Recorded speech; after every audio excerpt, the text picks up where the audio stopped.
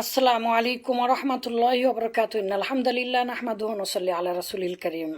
প্রশংসা মাত্র আল্লাহ তাআলার জন্য, আলহামদুলিল্লাহ। অতঃপর মহামানবের উপর দরুদ পাঠ করি, যিনি পৃথিবীর মধ্যে সর্বশ্রেষ্ঠ ব্যক্তি এবং আল্লাহ তাআলার প্রিয় বন্ধু, এবং যার শাফাআত ছাড়া আমরা কেউ জান্নাতে যেতে পারবো না, সাল্লাল্লাহু আলাইহি ওয়াসাল্লাম।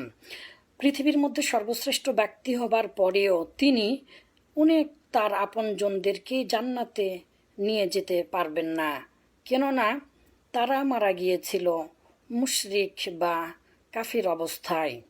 চলুন আজকে আমরা এই বিষয়টি জেনে আসব যে আল্লাহ রাসূল সাল্লাল্লাহু আলাইহি ওয়াসাল্লামকে তার জীবনের চেয়ে বেশি ভালোবেসে সারা জীবন আগলিয়ে থাকার পরেও কেন জাহান্নামী হলেন। কোরআন হাদিস থেকে বিষয়টি ফুটিয়ে তোলার চেষ্টা করব। আল্লাহ তাআলা বলেন, আল্লাযী খলাকাল মাউতা ওয়াল হায়াতা লিয়াবলুয়াকুম আইয়ুকুম আহসানু আমালা। আল্লাযী খলাকাল মাউতা, তিনি সেই সত্তা যিনি সৃষ্টি করেছেন খলাকাল মাউতা, মৃত্যুকে, ওয়াল হায়াতা, এবং জীবনকে, লিয়াবলুয়াকুম, যেন তিনি তোমাদেরকে পরীক্ষা করতে পারেন, আইয়ুকুম, তোমাদের মধ্যে কে বা কারা, আহসানু আমালা, তোমাদের মধ্যে কারা আহসানু আমালা, উত্তম আমলকারী। উত্তম আমল করতে হবে, শিরিক বেদাত ছাড়া আমল করতে হবে। গতকাল আল্লাহ তাআলার সাথে কীভাবে আমরা শিরিক করি এই বিষয়গুলো বলেছি। আমার আপনজনদের মধ্যে থেকেও অনেকেই হয়তো বা মানবেন না, তাই বিষয়টি রিপিট করার, এভাবে কোরআন হাদিস দিয়ে প্রমাণ করার চেষ্টা করছি যে হিদায়াতটা হচ্ছে আল্লাহ তাআলার পক্ষ থেকে। হেদায়েতের মালিক স্বয়ং মুহাম্মদ সাল্লাল্লাহু আলাইহি ওয়াসাল্লামও ছিলেন না। আসুন আমরা এইবারে জেনে আসি হাদিস হতে এবং কোরআন হতে।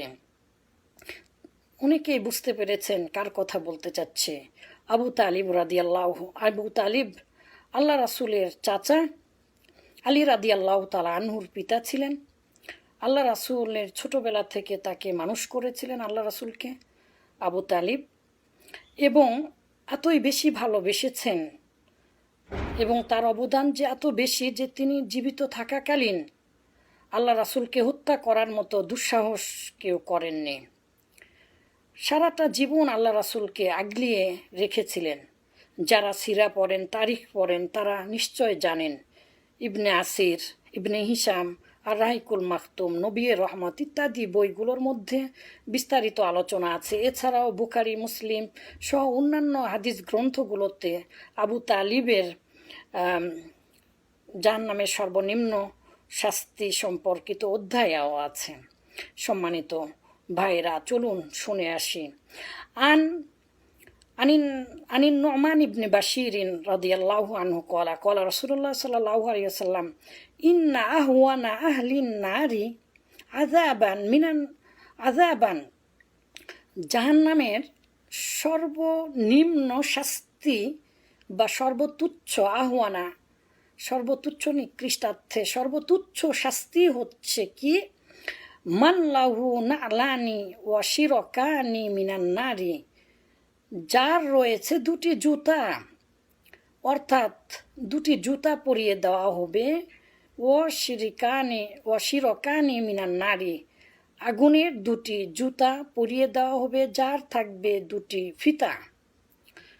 তাহলে কি হবে, ইয়াগলি মিনহুমা দিমাগুহু, আর ওই ব্যক্তির যাকে পরিয়ে দেওয়া হবে তার মগজগুলো টকবগিয়ে ফুটন্ত অবস্থায় ফুটতে থাকবে, মগজগুলো ফুটতে থাকবে। হাদিসে এসেছে, কামা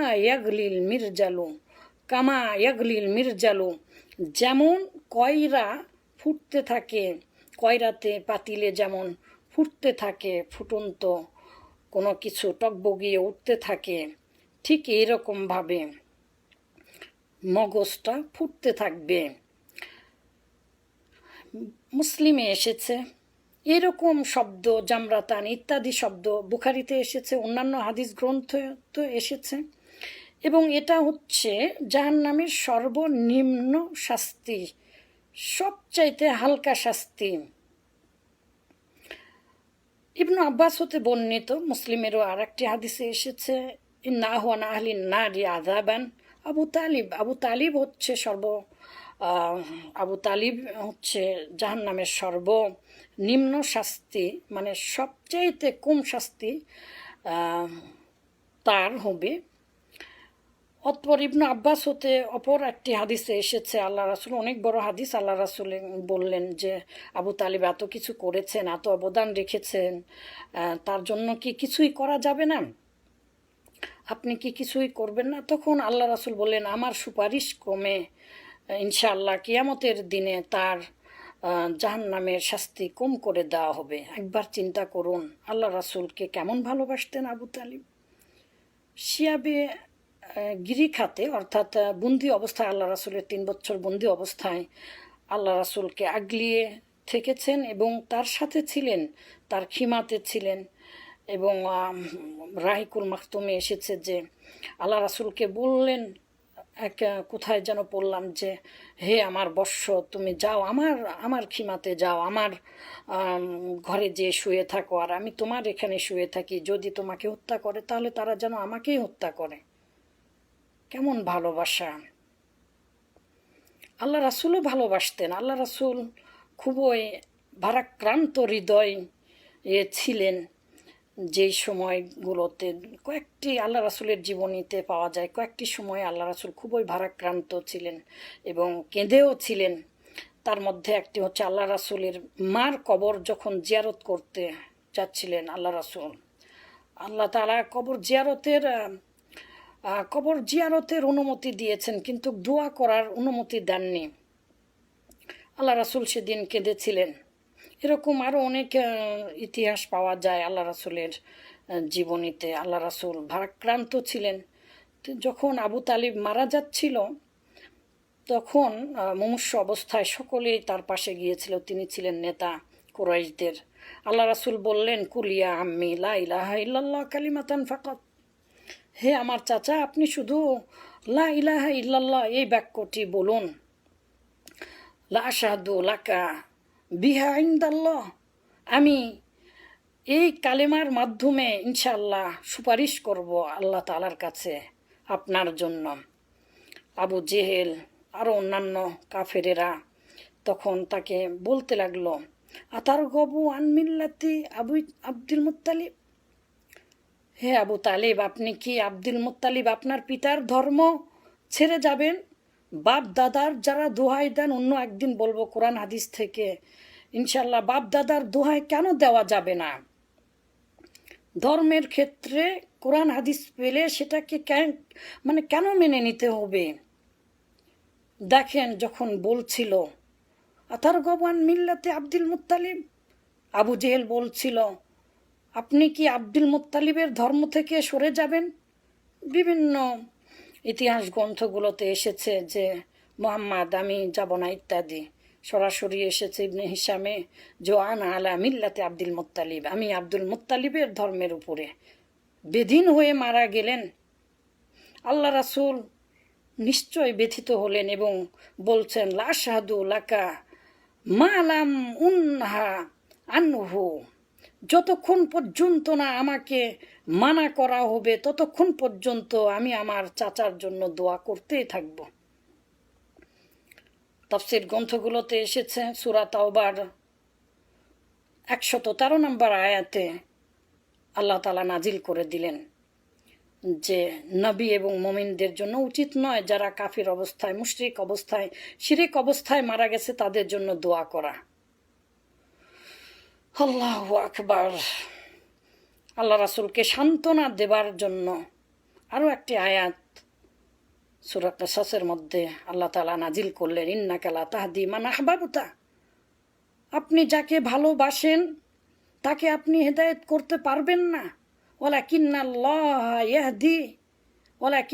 ইয়াহদি মান ইয়াশা, আল্লাহ তাআলা যাকে চান তাকে হেদায়েত করবেন। এজন্য হেদায়েতের দোয়া করবেন। দোয়া, কোরআন হাদিসের যেগুলো দোয়া আছে সেগুলো দোয়ার অর্থগুলো ভালো করে দেখবেন, লক্ষ্য করবেন, দেখবেন সেখানে আল্লাহ তাআলার কাছ থেকে তৌফিক চাইতে হয়। আল্লাহ আমাকে এটা করার তৌফিক দান করুন। তো আসুন আমরা আল্লাহ তাআলার কাছে প্রার্থনা করি, আল্লাহ আমাদেরকে হেদায়েত দান করুন। আমার পিতা, আল্লাহ তাকে জান্নাতবাসী করুন, এই দোয়াটা সবসময় করতেন যে আল্লাহ আমার মৃত্যুর সময় যেন তোমার মধুমাখা কালেমা জবানের দ্বারা বাহির হয়, লা ইলাহা ইল্লাল্লাহ মুহাম্মাদুর রাসূলুল্লাহ। আমি সাক্ষ্য দিচ্ছি আমার পিতার ব্যাপারে, তিনি